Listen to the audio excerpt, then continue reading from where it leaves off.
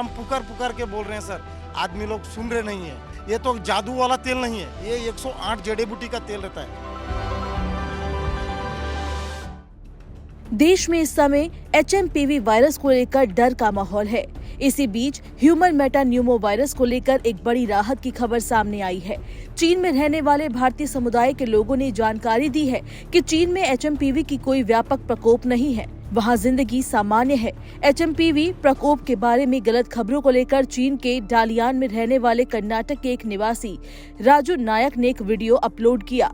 कन्नड़ में बोलते हुए उन्होंने कहा, मैं चीन के उत्तरी भाग में रहता हूं।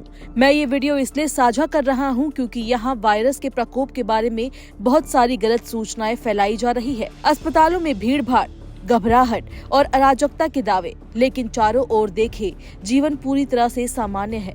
वीडियो में देखा जा सकता है कि सड़कों पर चहल पहल है, शॉपिंग मॉल खुले हुए हैं, लोग बिना मास्क के घूम रहे हैं। वहीं नायक ने एक अस्पताल का भी दौरा किया। वीडियो में देखा जा सकता है कि अस्पताल में कोई भीड़ नहीं है। उन्होंने आगे कहा कि ठंड के समय HMPV के मामले बढ़ जाते हैं, ये एक सामान्य घटना है। बता दें कि HMPV को लेकर भारत के सबसे बड़े शोध ने भी बड़ी राहत दी है। शोध परिणाम के मुताबिक इस वायरस से घबराने की जरूरत नहीं है। फरवरी के बाद इसका असर धीरे धीरे कम हो जाएगा। ये शोध भारतीय आयुर्विज्ञान अनुसंधान परिषद ICMR ने मई 2022 से दिसंबर 2024 तक बाबा राघव दास मेडिकल कॉलेज गोरखपुर के बाल रोग विभाग में की।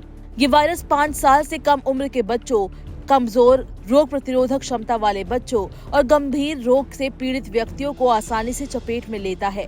हालांकि संक्रमित बच्चों में केवल 1% को ही गंभीर जटिलता का सामना करना पड़ा, जिसे सपोर्टिव थेरेपी जैसे ऑक्सीजन थेरेपी, संतुलित आहार और लक्षण आधारित उपचार से नियंत्रित करना संभव है।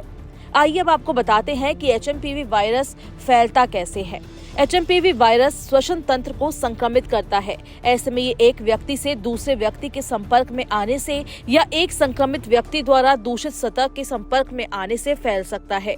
अगर किसी व्यक्ति में HMPV वायरस का संक्रमण मिलता है तो उसकी इस्तेमाल की हुई चीजों से बचना चाहिए।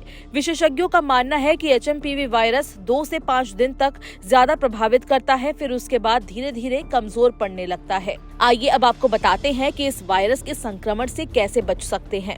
जिस मरीज में इस वायरस के संक्रमण की पुष्टि होती है उसे अलग रखना चाहिए, उसके संपर्क में आने से बचना चाहिए, बार बार साबुन से हाथ धोने चाहिए, मास्क का इस्तेमाल करना चाहिए, सार्वजनिक या भीड़भाड़ वाली जगहों पर जाने से बचना चाहिए। अब सवाल है कि क्या HMPV वायरस कोविड की तरह ही खतरनाक है? ये सही है कि कोविड और HMPV वायरस दोनों ही रेस्पिरेटरी इन्फेक्शन होते हैं। कोविड के डेल्टा वेरिएंट से सबसे ज्यादा लोगों की मौत हुई थी क्योंकि ये वेरिएंट फेफड़ों में काफी गहराई तक संक्रमण करता था, जिससे मरीज सांस नहीं ले पाता था।